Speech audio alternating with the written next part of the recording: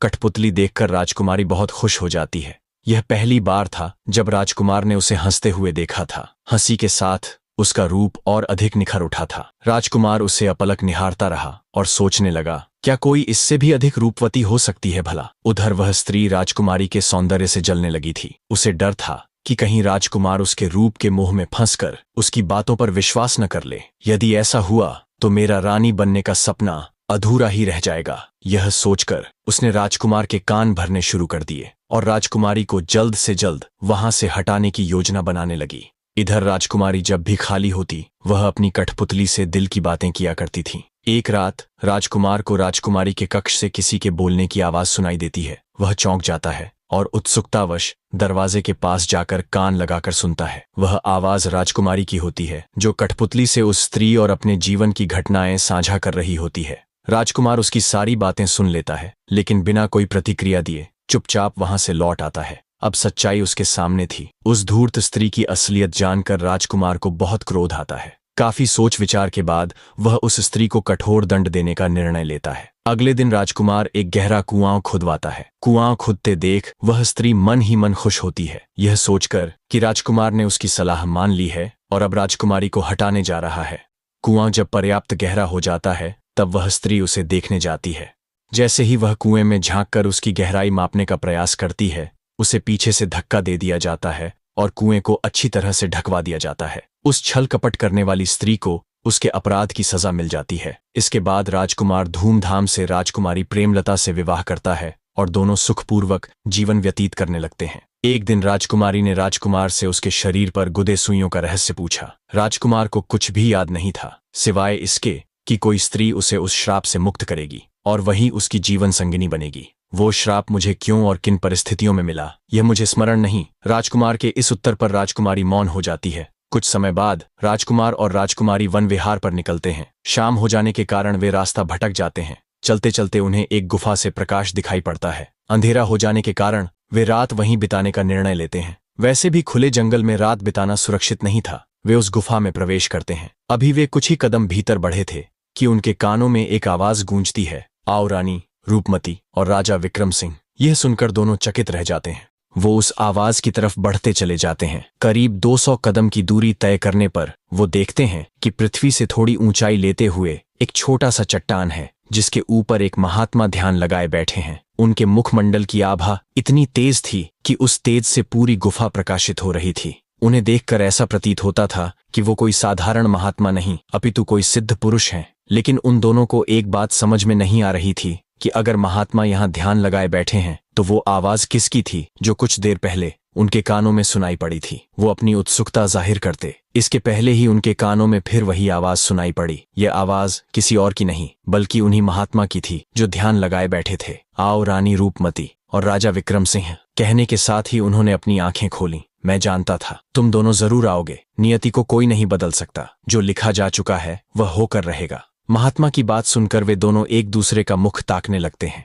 उनके मुख के भाव से यह स्पष्ट होता था कि उनके भीतर महात्मा की बातों को लेकर गहरी जिज्ञासा थी। वे दोनों उन्हें दंडवत प्रणाम करते हैं और उनके कहने पर वहीं नीचे पास के ही आसन पर बैठ जाते हैं। मैं जानता हूं आप लोगों के मन में इस वक्त क्या चल रहा है। आप लोग यही सोच रहे हैं ना कि आखिर मैं आप दोनों को इस नाम से क्यों संबोधित कर रहा हूं और इस नाम का आपसे क्या संबंध है। हाँ मुनिवर, आप सत्य कह रहे हैं। आपकी बातों से हमारी उत्सुकता बढ़ती जा रही है। कृपया करके आप हमें इस सच्चाई से अवगत कराएं और हमारी जिज्ञासा शांत करें। मैं आपकी जिज्ञासा शांत करने हेतु ही इस वन में पिछले 2 वर्षों से आप लोगों की प्रतीक्षा कर रहा हूं। अब मैं आपको जो बताने जा रहा हूं उससे आपके मन में उठ रहे सभी नए पुराने सवालों के उत्तर स्वतः मिल जाएंगे। यह एक लंबी कहानी है। बात 20 वर्ष पुरानी है। अनंतपुर नाम का एक खुशहाल नगर था। वहां के राजा विक्रम सिंह हुआ करते थे जिनकी पहचान एक न्यायप्रिय, दयालु और योग्य शासक के रूप में होती थी। अनंतपुर की जनता का उन पर बहुत विश्वास था। वे उन्हें भगवान की तरह पूजती थीं। राजा अपनी प्रजा का ख्याल एक पिता की तरह रखते थे। उनका मानना था कि प्रजा का सुख दुख राजा का सुख दुख होता है। इसलिए एक राजा को अपनी प्रजा का उतना ही ध्यान रखना चाहिए जितना एक पिता अपने बच्चों का रखता है। तभी एक राजा राजा कहलाने योग्य होता है। यह एक राजा का धर्म भी है और उसका कर्तव्य भी। उस नगर में सभी एक खुशहाल जीवन व्यतीत करते थे जिसकी वजह से उस नगर को रामनगरी भी कहा जाता था। एक दिन की बात है। राजा अपने दरबार में बैठे कुछ मंत्रियों से अपनी प्रजा के हित में परिचर्चा कर रहे थे कि तभी एक दूत आकर संदेश देता है, महाराज, बाहर एक महात्मा जी आए हैं और वे आपसे अतिशीघ्र मिलना चाहते हैं।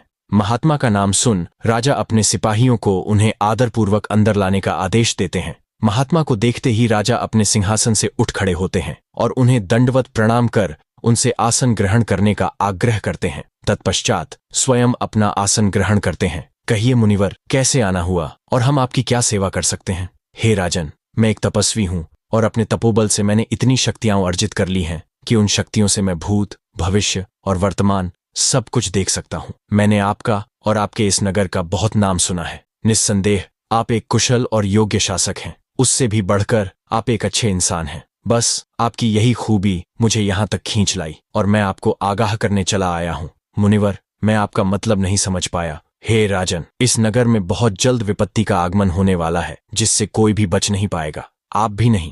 कैसी विपत्ति? क्या आप विस्तार पूर्वक बता सकते हैं? यह वक्त अभी विस्तार पूर्वक चर्चा करने का नहीं है राजन। यह वक्त है उस विपत्ति से कैसे बचा जाए इस बारे में सोचने का। मुनिवर, जब आप इतना कुछ जानते हैं तो उस विपत्ति से निपटने का उपाय भी जानते होंगे। कृपया करके मुझे उस उपाय से अवगत कराएं। मैं उस विपत्ति के आने से पहले ही उसका खात्मा कर देना चाहता हूँ। धैर्य रखें राजन, ये उतना आसान भी नहीं है जितना आप समझ रहे हैं। मेरे लिए कुछ भी मुश्किल नहीं है मुनिवर, बस आप उपाय बताइए। अपनी प्रजा और अपने इस नगर को बचाने के लिए मैं कुछ भी करूंगा। मुझे आपसे ऐसी ही अपेक्षा थी राजन। मैं जानता था आप अपनी प्रजा के लिए किसी भी सीमा तक जाने से हिचकिचाएंगे नहीं। एक राजा का धर्म भी यही कहता है कि उसे अपनी प्रजा के लिए अपने प्राण भी गंवाने पड़े तो उसे पीछे नहीं हटना चाहिए। कार्य थोड़ा कठिन अवश्य है, परंतु जहां तक मैंने सुना है कोई भी कार्य ऐसा नहीं है जो आपके लिए असंभव हो। राजा ने सहज भाव से कहा, आप निसंकोच होकर आदेश दीजिए, बस आप बताइए कि वह कार्य क्या है। महात्मा ने कहा, जिस कार्य की बात मैं करने जा रहा हूँ उसके लिए आपको आगामी 3 माह तक न तो राजमहल में रहना होगा और न ही राजा के दायित्वों का निर्वाह करना होगा। राजा चकित होकर बोले,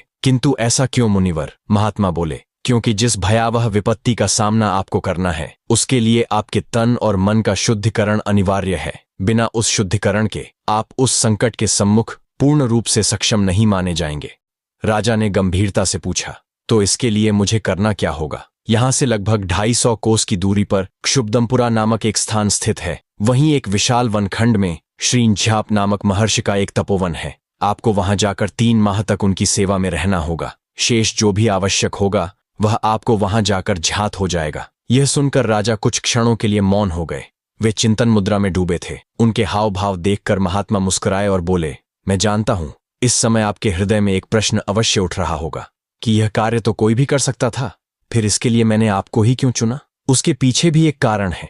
उस शुद्धिकरण प्रक्रिया के लिए कुछ विशिष्ट गुणों का होना आवश्यक है और वे सभी गुण केवल आप में ही विद्यमान हैं। इनके बिना न तो शुद्धिकरण संभव है और न ही उस विकराल विपत्ति से विजय प्राप्त की जा सकती है। इसी कारण मैंने इस उत्तरदायित्व के लिए आपको चुना है। फिर महात्मा ने गंभीर स्वर में कहा, परंतु उस यात्रा और तपस्या के कुछ विशेष नियम हैं जिनका पालन अनिवार्य है। पहला, आपको यहां से वहां तक की संपूर्ण यात्रा पैदल करनी होगी। दूसरा, आप वहां एक साधारण मनुष्य के रूप में प्रवेश करेंगे। तीसरा, आपको नंगे पांव तथा केवल अधोवस्त्र में जाना होगा। चौथा और सबसे महत्वपूर्ण बात, वहां किसी को यह ज्ञात नहीं होना चाहिए कि आप एक सम्राट हैं। मुझे आपकी समस्त शर्तें स्वीकार हैं। मुनिवर, अब कृपया यह बताएं कि मुझे प्रस्थान कब करना होगा।